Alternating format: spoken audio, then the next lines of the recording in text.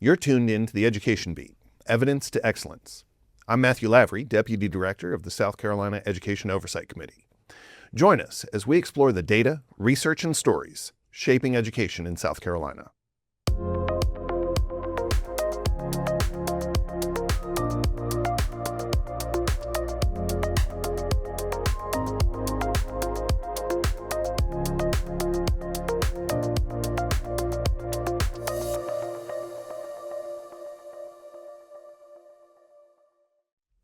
Today we'll be discussing career and technical education with our guests, Dr. Bob Couch, retired director of the Anderson Institute of Technology, Anderson School Districts 3, 4, and 5, and Dr. Michael E. Lofton, principal, Spring Hill High, Career Pathways Magnet, School District 5 of Lexington and Richland counties.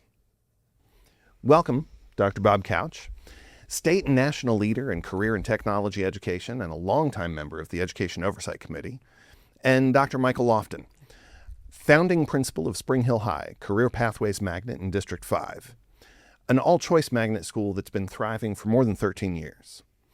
Am I right that you two worked across the street from each other at one point? Yeah, we actually shared a parking lot almost, is what did. it was.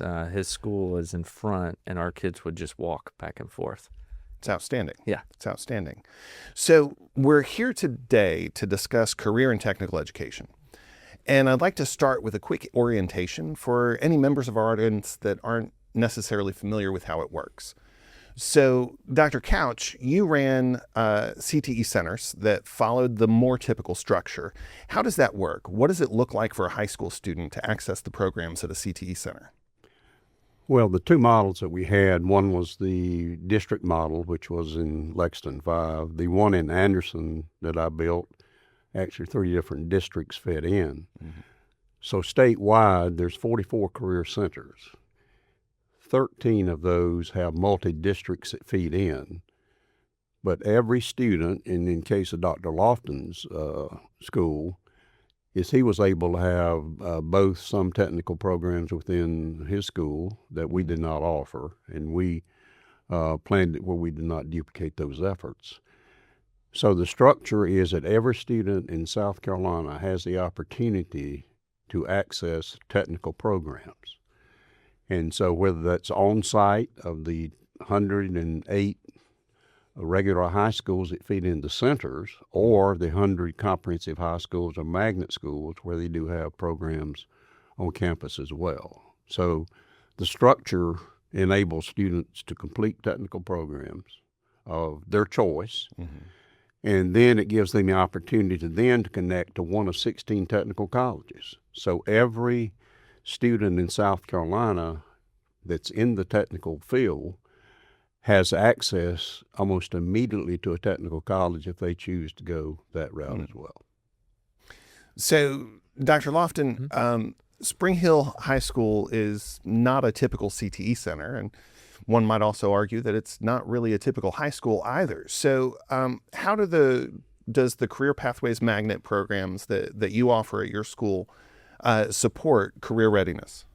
Well, so all of our students choose to come to Spring Hill. We have no zone students, and we have 5 different focus areas that do happen to feed into our career center, where it's engineering, environmental science, exercise science, entrepreneurship, and one we call entertainment studies. Mm-hmm. So we make sure that our kids, our pathways are pretty narrow, believe it or not. They're not super wide, where I think a lot of traditional schools will, the way I like to phrase it is they may be a mile wide but an inch deep, where we're the exact opposite. We're an inch wide and a mile deep. And our kids know when we, coming out of 8th grade through their IGP process, where they take different assessments in the middle school that line up their interest and their academic abilities, essentially, we'll start advertising this is the type of, if you're interested in this stuff, this is where you may want to choose to come. And they get highly focused on those pathways. And what we're able to do is actually have teachers, because they know these kids like these particular types of pathways. We teach the standards, but then I just tell parents, we just trick them into learning more. We know they like this, so we take the standard and we implement engineering. We implement environmental science, and the kids are like, I love this. I love researching this. I love doing this. And they get deeper and deeper and deeper into those pathways. So it sounds like in the more typical structure, the students are going to learn their academic content sort of in a traditional high school, and they might go to a separate classroom, maybe even a separate facility to learn the technical education. Yes. And with the model that you've got at Spring Hill, some of that pathway work is going to show up in English class, or is going to show up in math class, because the whole system is sort of structured around that. 100%, yes. Okay. We even have guaranteed days, where we call them all magnet days, where the teachers are required to write lessons specifically for each one of the 5 different focus areas, and they embed those into those lessons. And then my administrators and myself, we go to every single classroom and observe the teachers and students in action in those areas. So we embed all of the focus areas within the curriculum. English will do traditional, because not every day is a magnet day, but they'll also say, oh, these are some really cool nonfiction books that are related to environmental science or engineering, and the kids are drawn to those because they like those areas. And then they naturally would feed into what I would say is the high level career and technical side of things, where they're deeply studying their pathways that they find. So, Dr. Lofton, I've heard you mention before that Spring Hill High School can't be all things to all students, nor necessarily should it be. That there's choices involved. It's about providing specific opportunities for specific pathways. How does this more specific focus support student engagement and learning? So we have to look at it in a different light, essentially. And I get asked this a lot too, because, for example, we don't have sports at our school, and we don't have band, strings, chorus, or ROTC. And a lot of folks, when we grew up, couldn't imagine going to school without those things. Right. This generation of kid is different than when we grew up, and we look at how do you engage a school culture into their interest in their beliefs. And so we take a lot of student input.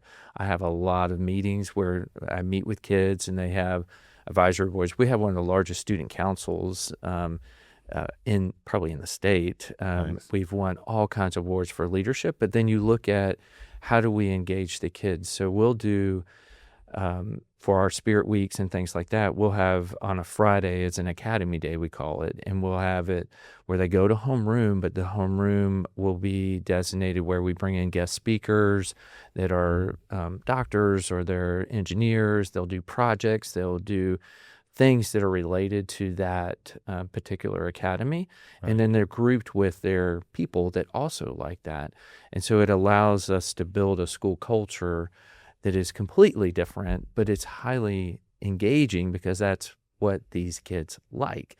So we looked at, or I had to adjust and look at school differently for the group of kids that we have. We have almost 1,200 9th through 12th graders at Spring Hill, and 90% of all of our graduates do go to a 4-year university, and they do extremely well. We look at where our kids want to be and where they want to go, and we develop our curriculum around that. Well, and Dr. Couch, to sort of follow up on this, as we prepared for this episode, you talked a lot about student ownership, teacher focus, and school culture. Right. And how do you see student choice as important to readiness and giving them a sense of ownership over their process? Right. When students are able to connect to what they have interest in, motivation follows. And I think the system of education generally is that the system is not flexible enough to enable that to always occur. So I think there has to be a new model, if you will, that embraces that type thinking on the part of the student. So if you take students now, going back again to Dr. Lofton's comment, is they're in a world and have known nothing but technology in their entire life. And so they're used to using their hands, having a mind focused on all of these different things. And so to have them to sit and listen for lecture for a long period of time is that you're going to lose the interest and motivation as well. I'm a firm believer in certainly the two schools that I built is it was basically the intent of those was to model what I call the European model. And I visited 12 different countries and looked at how they did education. And so how they do it in Europe is that your lecture is limited to 10 minutes in a class. And so following that, you have a project. So if it's in a math class, the teacher introduces the problem. And then you have a team of 5 or 6 students then divided in clusters around the room that then work on that math problem. Where the problem solving becomes with problem-solving techniques. And you've got different people with different strengths that bring a solution to that problem.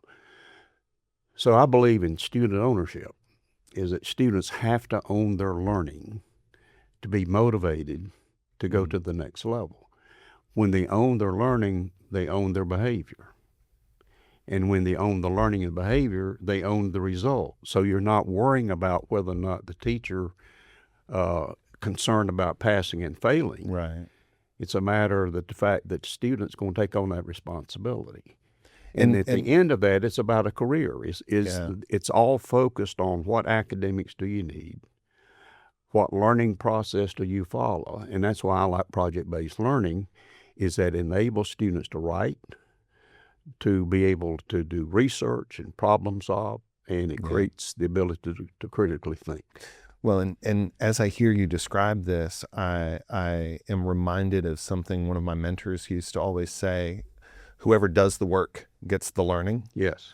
And you're describing a model in which the students are doing the work, not the teacher. If at the end of the day the teacher's tired, right, the wrong person's been working.